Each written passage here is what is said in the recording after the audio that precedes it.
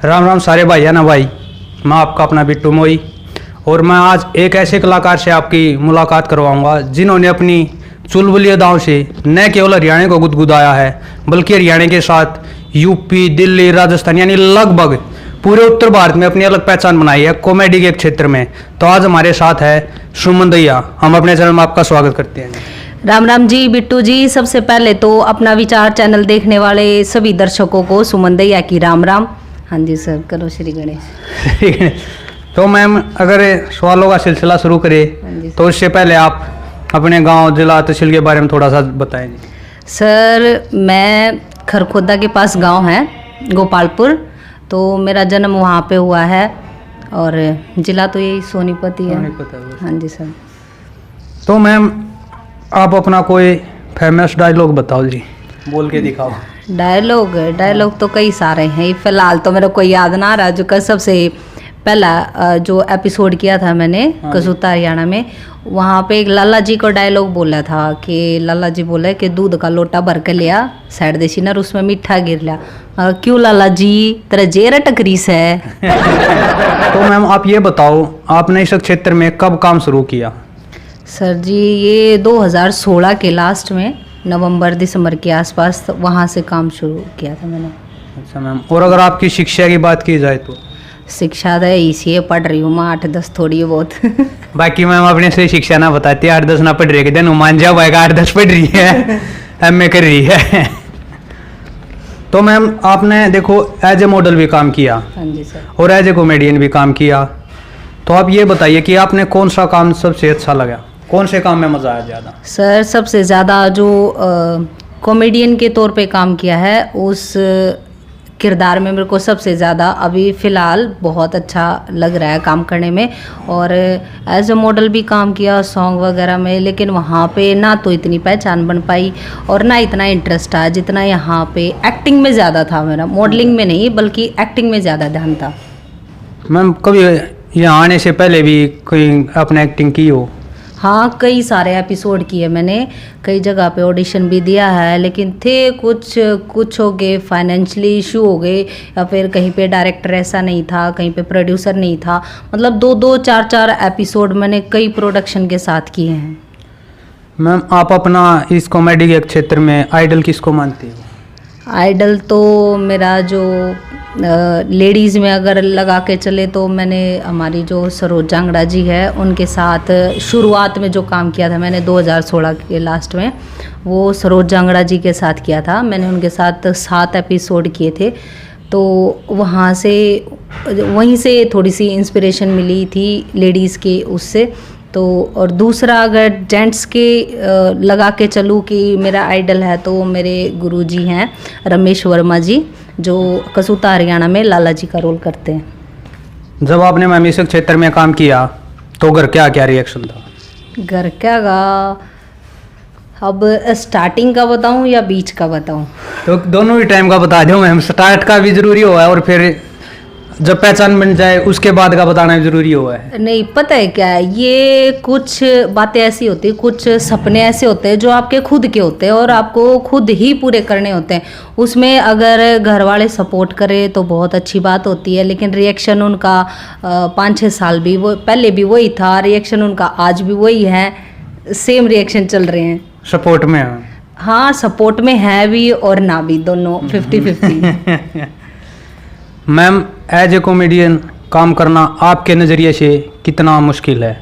क्योंकि देखा जाए तो एज ए कॉमेडियन काम करते हुए खुद की बेइज्जती कराकर दूसरों को हंसाना पड़ता है, तो आपको कितना मुश्किल लगता है? सर जी मुश्किल तो उन्हों लगा लो कि कई बार क्या होता है, जैसे मूड नहीं होता हंसाने का, या फिर कुछ ऐसा डायलॉग हो गया जो हम बोलना नहीं चाहते, फिर भी मजबूरी ऐसी हो जाती है कि बोलना पड़ता है। कई बार ऐसा होता है कि जैसे ये लगा के चलो कि मेरी नानी की डेथ हो गई पहले दिन और अगले दिन मेरे को शूटिंग पे जाना था, तो वो डेथ होना वो मेरे घर की प्रॉब्लम थी, लेकिन वहाँ पे अगर मैं गई हूँ तो वहाँ पे मेरे को अपना 100% देना है, प्रॉपर कैरेक्टर में। हाँ प्रॉपर कैरेक्टर में काम करना पड़ेगा। तो उस चीज़ को छुपा के, मतलब जो मन में थी, जो आंखों में थी, उस चीज़ को छुपा के चेहरे पे खुशी लाके, और जब हम पब्लिक को खुश होके दिखाएंगे तभी पब्लिक खुश होगी। सर मैम अगर एक सवाल की और है हमारा, आप जो कसूता हरियाणा वेब सीरीज की बात करें तो वहाँ पर आप एक संतो भाभी का रोल अदा कर रही हो, और वो संतो भाभी से तो डिफिकल्ट आप एक शराबी की पत्नी का रोल अदा करती हो, तो आपको कितना मुश्किल लगता है किसी शराबी के साथ ज़िंदगी बताना या इस तरह का रोल करना? क्योंकि कहीं ना कहीं रियल लाइफ का कुछ अनुभव वहाँ से आ जाता है कि शराबी की पत्नी कैसे परेशान होगी, और कोई मैसेज इस पे हो? हाँ, मैसेज तो है सर, क्योंकि जिस घर में हम शूट करते हैं, हाँ, कई बार ऐसे सीन क्रिएट हो जाते हैं कि वो जिस आंटी के घर पे शूट करते हैं वो ये बोल देती है कि ये तो हमारे साथ 20 साल पहले हो चुका है। अच्छा। क्योंकि उनके हस्बैंड और उनके बीच में ऐसी छोटी मोटी बातें होती रहती थी, तो ये जो दिखाते हैं हम, होते तो रियल लाइफ में ही ऐसे होते हैं। और कई बार जैसे वो ड्रिंक करके आता है तो मेरे साथ झगड़ा हो जाता है, मैं उसको उल्टा कुछ बोलती हूँ तो वो पिटाई भी खानी पड़ती है, और वो पिटाई नाटक में नहीं होती, वो मेरे रियल की पिटाई होती है, क्योंकि एक्ट में घुस के काम करना। हाँ। तो वो चीज़ें भी मेरे को फेस करनी पड़ती है, लेकिन वो शराबी है नहीं, लेकिन वो भी तो एक्ट में घुस के काम करता है। में घुस के करता है, और वो शराब भी नहीं पी के आता है। हाँ, शराब तो वो पीता ही नहीं, रियल लाइफ में भी नहीं पीता।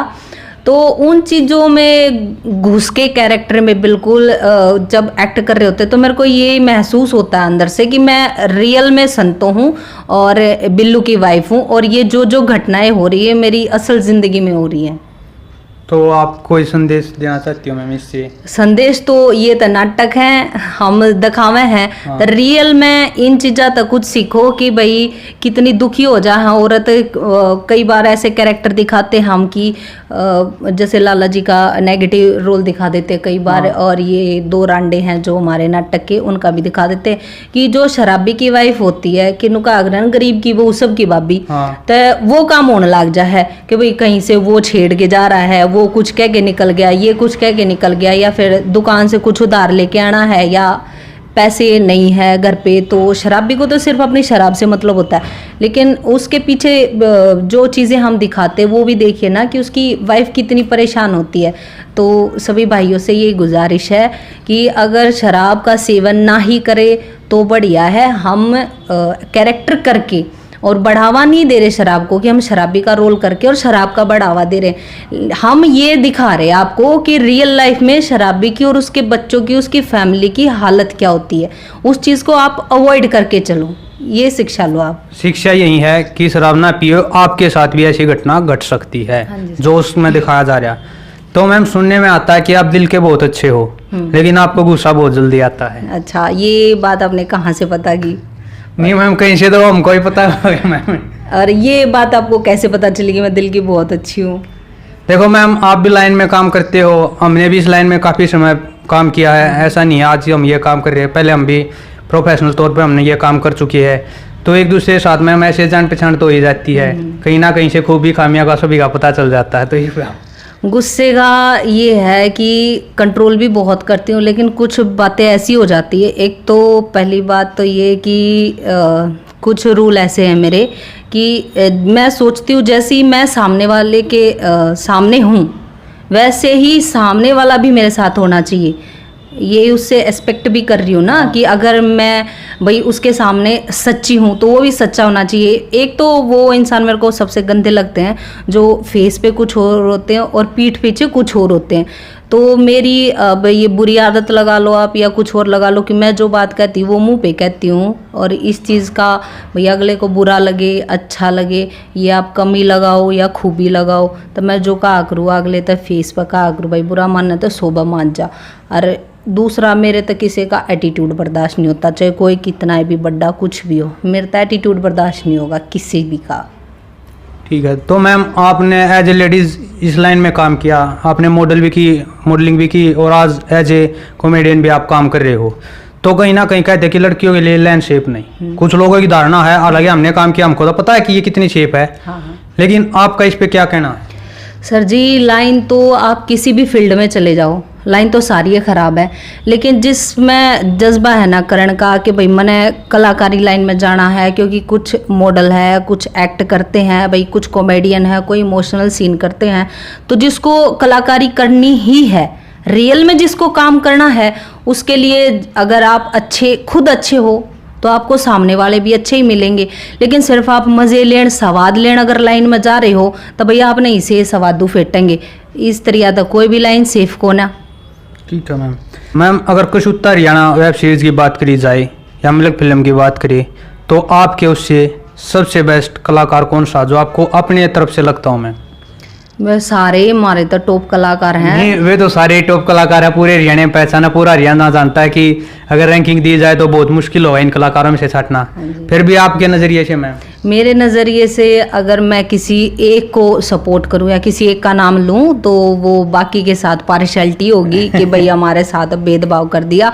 लेकिन जो स्टार्टिंग से लेके अभी तक मेरा दोस्त भी है, बेस्ट फ्रेंड भी रहा है मेरा, और जो जिस समय कुछ भी कह दूं मेरा कद्दे बुरा नहीं मानता, वो एक कलाकार है हमारे मुकेश पांचाल जी, जो हमारे कसूता हरियाणा में बिरजू का रोल करते हैं।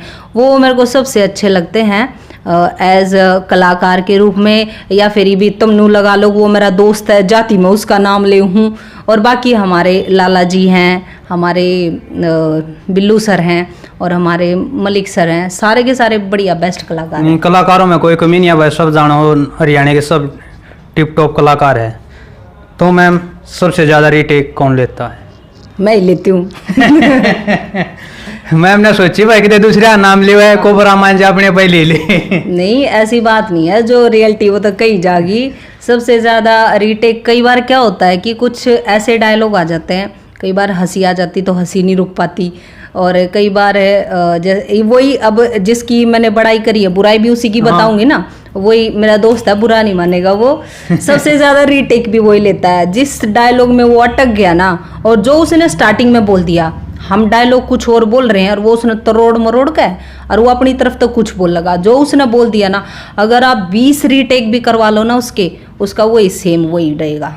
एक बार उसने मतलब अपनी तरफ तो जो बोल दिया। हाँ, बोल दिया लास्ट में। हाँ 20 रीटिका के बाद नू बोलेंगे अच्छा भाई तनियो बढ़िया लग गया, चलियो ये बोल दे, छोड़ हम करवाते नहीं। हाँ मैम आज के टाइम में सोशल मीडिया पे एक विवाद चल रहा है, लाडो वर्सेस गर्लफ्रेंड।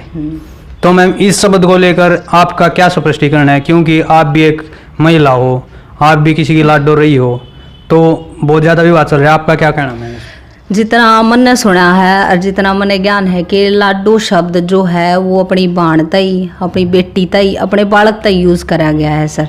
तो मेरी भी बेटी है तो मैं उसने लाडो कह कर बोलूँगी। ये लाडो शब्द बेटी बहनों के लिए है, तो आप इसने बहू खातर या फिर भाई गर्लफ्रेंड खातिर या किसी और यार दोस्त हो गए उनके खातिर यूज़ मत करो, क्योंकि रियल में ये शब्द है जो पुराने लगा के चलो। पुराने ज़माने में जो बड़े बूढ़े आदमी हुआ करते वे ये बात कहा करते लाडो रानी ठीक है ना है, और मैं भी अपनी छोरी तैयार कहूँ तू मेरी लाडो है, तू मेरी बेटी है। तो लाडो जो शब्द है वो बेटी के लिए, बहन के लिए, इनके लिए लिखा गया है या इनके लिए बोला जाता है। तो गर्लफ्रेंड के लिए या बहू के लिए ये शब्द नहीं, उन तई और बतेरे शब्द हैं। तो इस एक शब्द ने छोड़ दो बाण बेटिया खातर। तो भाई यो एक बार और एक मैंने नए कलाकार तैयार बात जनवाने की कोशिश करी है कि लाडो शब्द किसके लिए है। अब तक मैंने जितने के इंटरव्यू लिए सबसे यह बात कहवाई है, और एक और बहुत बड़ा हरियाणा कलाकार उससे भी यह बात कहवाई है। तो ये थे हमारे साथ भाई कसूता हरियाणा और मलिक फिल्म से सुमन दैया जी, जिन्होंने अपना कीमती समय हमको दिया। आपको वीडियो कैसी लग गए हमारे तक कमेंट करके जरूर बताइए। तब तक के लिए जय हिंद, जय भारत, जय हरियाणा, जय हरियाणा। राम राम जी सबको।